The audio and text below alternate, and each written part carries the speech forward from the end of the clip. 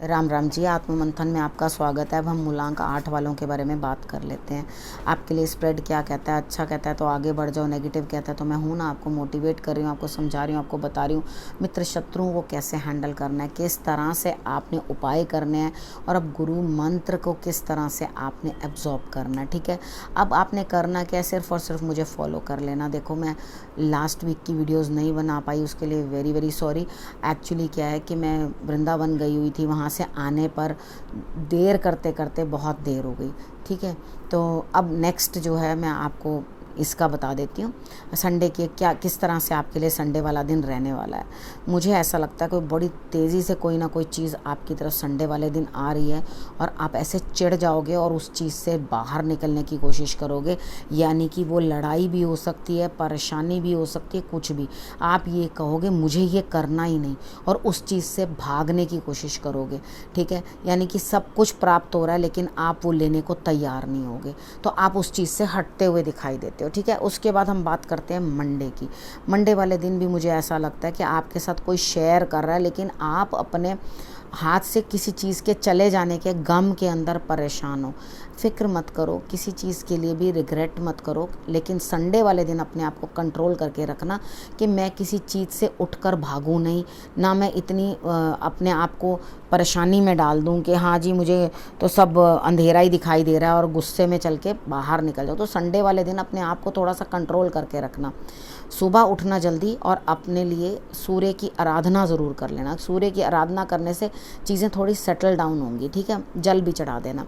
Monday की बात कर लेते हैं। मंडे वाले दिन मुझे ऐसा लगता है कि आप परेशान हो किसी ना किसी चीज़ से, कुछ रिश्ते टूटते हुए, कहीं ना कहीं बिजनेस में लॉस या कुछ धन का लॉस कुछ ना कुछ आता हुआ दिखाई देता है। लेकिन फ़िक्र मत करो, कोई लेडी है यहाँ पर आपके लिए, आपके साथ वो अपनी अचीवमेंट्स जो है वो शेयर करेगी, लेकिन आप किसी न किसी चीज़ के लिए पछताते ही रहोगे। ठीक है, अब हम बात कर लेते हैं ट्यूसडे की। ट्यूसडे वाले दिन बैठे बिठाए काम बनते हुए दिखाई देते हैं। आपकी नई सोच, नई समझ आपके दिमाग को आती हुई, नया आइडिया आता हुआ दिखाई देता है। तो यहाँ आप पूरी ऊर्जा के साथ घर से ही बैठे बैठे कोई काम करने के बारे में सोच लोगे।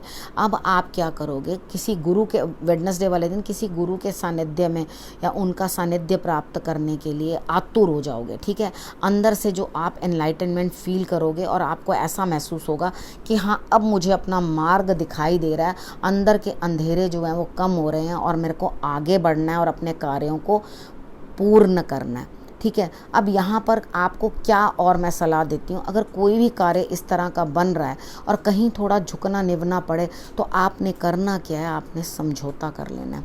ठीक है, अगर आप समझौता मेरे कहने के ऊपर कर लोगे तो आपके लिए रिजल्ट्स बेटर रहेंगे। अब थर्सडे की बात कर लेते हैं। थर्सडे वाले दिन भी आप कुछ सीख रहे हो, लगातार प्रेरित हो रहे हो, नई चीज़ें सीख रहे हो, एब्जॉर्ब कर रहे हो अपने अंदर। अगर नहीं सीखोगे तो नेचर आपको एक फटका मार के सिखाएगी, लेकिन सीखना तो पड़ेगा। तो आप एक काम करो ना, सीखने के लिए तैयारी हो जाओ। ठीक है, आप बर्डन उठाने को तैयार रहो। लेकिन यहाँ पे आप क्या करोगे, मैं थक रहा हूँ, मेरे बस का नहीं है या रही हूँ। ठीक है, मतलब आप ये चीज़ समझ जाया करो कि मैं किस तरह से आपको समझाने की कोशिश कर रही हूँ। मेरे को बड़ी थकान फील हो रही है, मेरे बस का नहीं है, तो थोड़ा सा रिलैक्स करो और उसके बाद वापस एनर्जाइज होके अपने काम में लग जाओ। थकना मना है। ठीक है, उसके बाद बात करते हैं फ्राइडे की। फ्राइडे वाले दिन मुझे ऐसा लगता है कोई बड़ा है जो आपके लिए कुछ करने की या मदद करने की आपकी कोशिश कर रहा है। ठीक है, यहाँ पर आप मदद लेना नहीं चाहते और ये चाहते हो कि सारा कंट्रोल मेरे हाथ में आ जाए, मैं जो कहूँ वही हो। तो यहाँ बड़े भी आपको कर रहे हैं, सपोर्ट कर रहे हैं, तो उनकी भी सपोर्ट ले लो और उसके बाद आगे बढ़ के अपने एरिया के अंदर आप खुद कंट्रोल रखना चाहते हो तो नो प्रॉब्लम, रखो। सैटरडे वाले दिन मुझे ऐसा लगता है आप बहुत खुश होगे अंदर से, आपका मन जो है एकदम बच्चे जैसा खिल जाएगा। आप अपने रौद्र रूप को त्याग करके एकदम बच्चे बनने की कोशिश करोगे और कहीं ना कहीं जाते हुए दिखाई देते हो। तो लड़ाई झगड़ा बिल्कुल नहीं करना, सफ़र पे दिखाई देते हो, किधर ना किधर निकलते हुए दिखाई देते हो सैटरडे को, तो जाओ और एकदम खुश माहौल में रहो, अपने आप को वापस एनर्जाइज करो और नई यात्रा शुरू करो। अब यहाँ पे ये यात्रा किस चीज़ की है, कुछ आपके कार्य की, कुछ कार्य क्षेत्र में हो सकती है, कहीं आना जाना हो सकता है, काम के सिलसिले में कहीं जाना पड़ सकता है आपको। इस तरह की यात्रा यहाँ पर दिखाई देती है। ठीक है, तो आपने करना क्या है, आपने तिल, चावल, चीनी, त्रिचोली, वो आपने चींटियों को डाल देनी है और तभी बाहर निकलना है। शनिवार वाले दिन ये काम ज़रूर कर लेना। अब बात करते हैं गुरु मंत्र की। देखो, अब आपके लिए छोटी मोटी अड़चनों को आपने नज़रअंदाज करना है। गुरु आपको कह रहे हैं हमेशा जो बड़ा इवेंट आपकी लाइफ में होने वाला है उस चीज़ की तरफ ध्यान दो और अपने आप को बिल्कुल एक चीज़ के ऊपर डिटर्मिन करके बिल्कुल लग जाओ उस चीज़ पे। तो रिज़ल्ट कैसे नहीं मिलेगा? आपके अंदर खुद ही अगर समझ नहीं है, छोटे छोटे बातों से आप गिरते फिरोगे इधर उधर, तो लड़ोगे कैसे जीवन की लड़ाई? ठीक है, यहाँ पर आपको खड़े होना है और आपको अपने लिए, हाँ ऐसा भी लगता है मुझे कि आप काफ़ी यंग हैं और मतलब यंग मीन्स के अंदर से बच्चे हैं बिल्कुल, और आपको लड़ने के लिए बैटल फील्ड में डाल दिया गया कि जा बच्चे अब अपनी ज़िंदगी की लड़ाई लड़।